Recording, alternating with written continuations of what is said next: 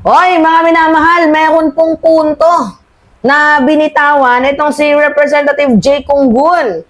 Imagine nyo na, sobrang dami na talaga ang mga nasa House of Representative ang nagpapahayag ng suporta dito sa administrasyon. Di ba, syempre, sino ba naman ang gustong muling bulihin ng China? Sino ba naman ang gustong muling maibalik yung drug war ni former President Duterte na sobrang mali yung kanilang implementation, yung tukhang, yung corruption. So, di ba, wala nang gustong bumalik sa ganong klasing kadiliman at ganong klasing kasamaan. Kaya tingnan ninyo yung mga komento ng mga representative, mga minamahal. Basahin natin. Sabi ni House Assistant Majority Leader, Representative J. Conggun, ang tanong ng ating mga kababayan ay simple, kakampi ba kayo ng Pilipino or kakampi kayo ng China? Sige nga mga minamahal, sagutin ninyo, kanino kayo kakampi? Kanino kayo kakampi? Kakampi ba kayo sa Pilipino or kakampi kayo sa China? Syempre, kung ako yung tatanungin ninyo, kakampi ako sa Pilipinas. Kakampi ako sa Pilipino, bayan natin to. Ano pa yung silbi ng pakikipaglaban ng ating mga bayani kung tayo ay muling magpapasakop sa mga dayuhan, magiging bihag sa kamay ng mga dayuhan. Diba? Ilang gera nang napagdaanan natin, ilang bakbakan nang napagdaanan natin para makamit ng kalayaan, tapos muli magpapasakop tayo sa isang dayuhan na wala namang karapatan dito sa ating bayan. Diba? So kayo, sino yung pipiliin ninyo? Alam ko naman na lahat tayo dito ay maka-Pilipino. So, Team Pilipino pa din. Ngunit, pinapapili kayo. Team Pilipino ba kayo or kakampi ng China? Kasi pag binoto nyo yung partido ni former President Duterte, matik na. Makikita ninyo na pro-China nga kayo. Hindi pwedeng magpalusot or umiwas. Our sovereignty is non-negotiable. Tama yun, mga minamahal. Itanong po natin iyan sa lahat ng senatorial candidate, lalo na sa mga kandidato ni dating Pangulong Duterte. Nako, eto na, naghamon na mga minamahal itong si Representative J. Conggun. Diba? Dapat daw isa-isahin o tanungin yung kandidato, mga minamahal ng PDP, kung Pilipino ka ba or Team China. Malamang yung iba sasagot dyan, syempre Pilipino ko, pipiliin ko yung Pilipinas. Pero plastic lang yan, mga minamahal. Bakit itong si Duterte? Pilipino naman, pero may mga gentleman's agreement. Kaya huwag kayong magpapadala sa mga matatamis, mga minamahal na mga salita. Kasi uso ngayon yung budol. Huwag kayong magpapabudol. Yan yung sinasabi ko. Huwag kayong magpapabudol sa mga mabulaklakin nilang salita. Kasi at the end of the day, tayo yung kawawa. Magpabudol kayo kay Epe na gusto daw tumulong sa ating bayan pero wala namang magandang credibility. Isa lang talagang sikat na artista. Sa tingin nyo, paano makakatulong ang artista? Kung ako sa kanya, nag-NGO na lang siya, di talaga literal na may natulungan. Non-government organization. Itong si Marcoleta, paano nyo iboboto? Lalo pat nanggaling na mismo sa bibig niya. Naggawa-gawa lang ang West Philippine Sea. Tingnan mo ba naman, gawa-gawa yung West Philippine Sea? Imagine mo, yan yung ginagamit ng mga Pilipino term ng pagrespeto sa sariling atin. At mga minamahal, bakit naman sinabi niyang gawa-gawa lang yung term na West Philippine Sea? Ano ba yung dapat nating itawag doon? China Sea pa din? Kahit ate naman?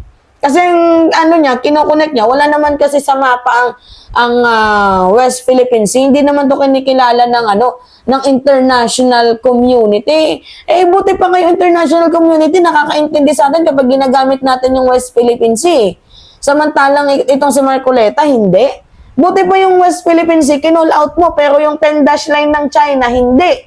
Ano ka ba talaga? Maka-Pilipino ka ba talaga? Nante Marcoleta? Kaya nga, ang sabi ni J. Conggun, diba, dapat itanong natin sa lahat ng senatorial candidate, lalo na sa mga kandidato ni dating Pangulong Duterte, kung ngayon pa lang, hindi na natin marinig ang boses nila laban sa pang-aapi sa ating mga mangingisda at sundalo, paano pa kaya kapag nahalal na sila? Totoo yan. Magandang question yan. Tanungin natin, mga minamahal, isa-isa. Dapat kapag mayroong nag-interview, diba, tanungin, itong si ganito ganyan, ano ka ba, Team Pilipinas or Team China? Ito namang si Bato de la Rosa, masyado namang OA. 'Di ba? O, sabi niya, handa daw siya magpakamatay dito sa West Philippine Sea. Bibigyan niya daw ng baril yung mga Pilipino. Ang tanong, handa na ba silang makipaglaban? Napakabobo talaga ni Bato de la Rosa, no? Pinahamak mo pa kami. Walang gusto ng may gera, walang gusto ng may putukan. Unang-una, hindi natin afford ang gera dahil napakaliit lamang na bansa natin. Umaasa lang ang Pilipinas sa mutual treaty doon sa ibang bansa dahil sa mga napagkasunduan. And overall, meron din naman tayong gagamitan ng pandigma. Kaso ang problema nga lang mga minamahal, hindi natin afford ang gera dahil sobrang mahal ang magkaroon ng gera. At hindi yun yung solusyon, yung makipagbakbakan ka. Ilalaban natin yung atin kasi nakalagay naman mga minamahal sa Permanent Court of Arbitration, atin yan. Within 200 nautical miles or 370 kilometers, atin yan. Meron tayong rights dyan. Kaya nga pinagtatanggol natin, but it doesn't mean na pinagtatanggol natin ay gusto na natin ng gera. Bato, iba yung iba yung nagtatanggol sa ating bayan, iba yung gusto ng gera, iba yung gusto ng gulo. Ayaw natin ng gulo. Walang gusto ng may gulo. Diba? Pero yung sasabihin mo, handa kang magpakamatay sa West Philippine Sea, ang tanong kung handa na ba kayo, kung bibigyan kayo ng, tawag ito, kung bibigyan kayo ng baril, makikipagdigma ba kayo? Hindi yan yung sagot. Huwag mong ilis yung issue, masyado kang na exaggerated yung mo para masabing ikaw ay maka-Pilipino. Masyadong exaggerated yung yung komento ni Bato na handang magpakamatay. Maniwala kayo. Hindi nga ayaw nga magpahuli sa ICC, magpakamatay pa kaya dito sa West Philippines. Anong kaguguhan yan? Okay sana, handa akong makulong. Kung mayroon akong ginawang kasalanan, mas magandang bang pakinggan yan. Pero yung handa akong mamatay para sa West Philippine Sea, nik-nik mo, bulok.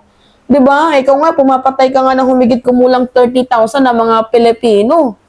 Ay, alam niyo yan, diba? 30,000, mga inosente pa yung iba dun. Tapos ikaw gusto mo mamatay sa West Philippine Sea? Ikaw nga yung pumapatay sa mga Pilipino, tapos ikaw magpapakamatay ka sa West Philippine Sea? Nako, but-but ni mo, oy. Diba? Huwag mo kami niloloko ba to? Hindi kami mga pinanganak kahapon. Kaya, tama tong yung husga ni Jay Kunggun. Diba na dapat, tanungin, kung yung mga senador na yan, Team Pilipino ba? Or Team China, para nang nalalaman natin kung meron tayong makukuhang boses sa kanila pagdating ng panahon. Paano kasi? Hindi nga ngayon na nag-iingay sa issue ng China eh. How much more pa kaya pag mga nakaupo na? Itong bagong alyansa ng Pilipinas ni PBBM, lahat niyan ayaw sa China. Pero it doesn't mean na gusto natin makipaggera, walang ganon. Ayaw lang sa China sa ginagawa nilang pambubuli.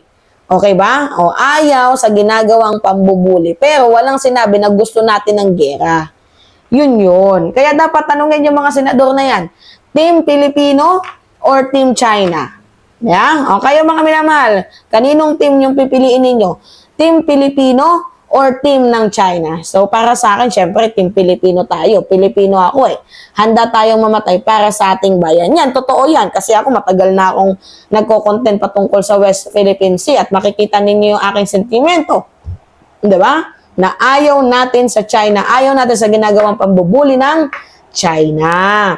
Alright, mga minamahal, yun po. Anyway, it's me again, Alicia nyo, at nagbabalik ulit para sa ating panibagong video. Ingat, mga kababayan.